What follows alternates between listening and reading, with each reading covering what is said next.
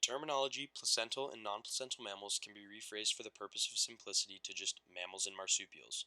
Eutherian mammals are those which most people think of when thinking of mammals, and they are also the most common.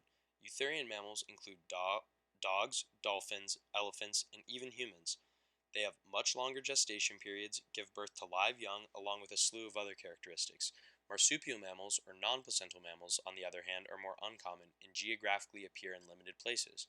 Marsupial mammals have pouches for their young because, unlike eutherian mammals, marsupials have short gestation periods. Live young are birthed and then harbored in the pouch to obtain nutrients. Although they both fall under the category mammal, there are many differences that separate these two categories of animal, making them different enough to examine. There are a few fundamental differences that separate marsupials from the eutherian mammal class. For one, all marsupials have pouches for their young. This is the easiest and most surefire way to identify a marsupial mammal. The other fundamental differences are all related to one another. They are the placenta, the gestation period, and the state of birth. The type of placenta in marsupials is what is called a yolk sac. The extent of the developing young's nutrients exists within this yolk sac, and this is why marsupials have such short gestation periods, the next fundamental difference.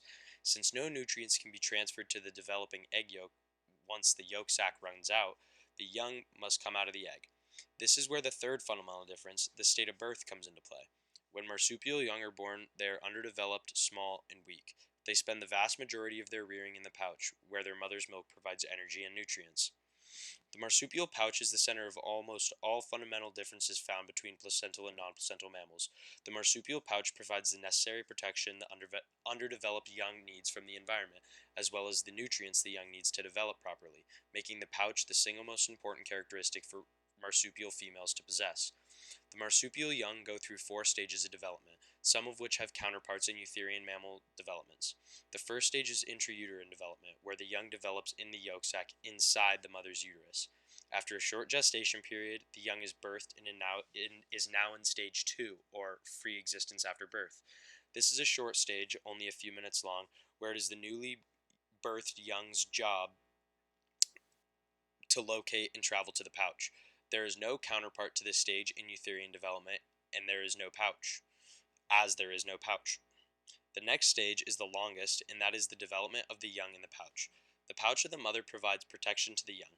Inside the pouch, immunoglobulin is transferred via milk to the young to help develop the immune system, while the pouch itself protects the young from germs and disease. The young will spend months in the pouch, sometimes exceeding a year, developing and growing. Finally, stage 4, or independence of the pouch.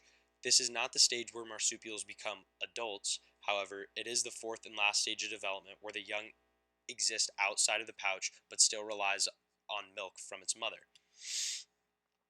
The next difference between marsupial and non-marsupial mammals causes a large evolutionary disparity that likely is the reason for less variation amongst marsupial species.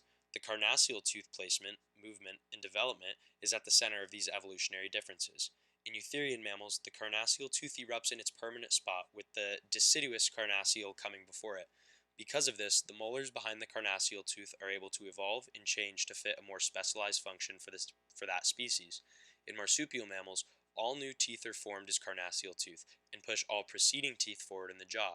This means that marsupial teeth are not free to evolve to fit specialized function, therefore keeping the marsupial class of animals relatively small in terms of their number of species, as well as maintaining similar physical size, diets, and more.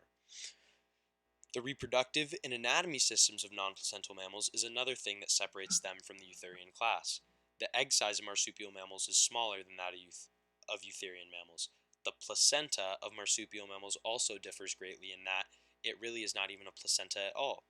In eutherian mammals, the young is connected to the mother in the uterus and receives blood from the mother, which is how the young develops.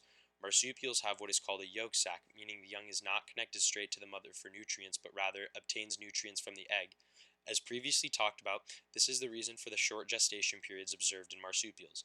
The vaginal complex seen in marsupials also differs because the uterus maintains a medial spot in relation to the Wolffian ducts, whereas the uterus, along with other things, in eutherian mammals is shifted greatly during pregnancy.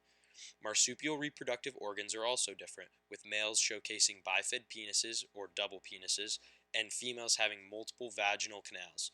The most obvious anatomical difference between the two classes being the pouch, as the eutherian mammals do not have them. Differences between the gestation and rearing of the two classes of mammals is the final difference that will be examined. Having briefly gone over differences in gestation already, the main focus will be differences in rearing.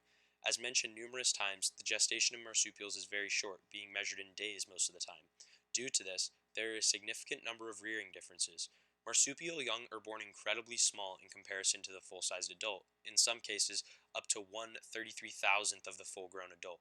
For this reason, a number of things are true about newly born marsupial young. They have underdeveloped organs, including the heart and lungs, as well as being born both naked and blind. One adaptation marsupials have obtained, though, is being born with underdeveloped front paws that assist them in grabbing fur, which is how the young make it from their mother's pouch. Um, Once the young latches onto the teat in the pouch, the teat swells in the young's mouth to make somewhat of a permanent connection for the time being. The young eventually leaves the pouch at approximately the same size as the birth size of a placental mammal of similar size. One interesting difference is that the composition of a mother's milk changes as development continues, being high in protein and low in fat at the beginning for help developing a strong structure, and low in protein and high in fat at the end for rapid gain in mass.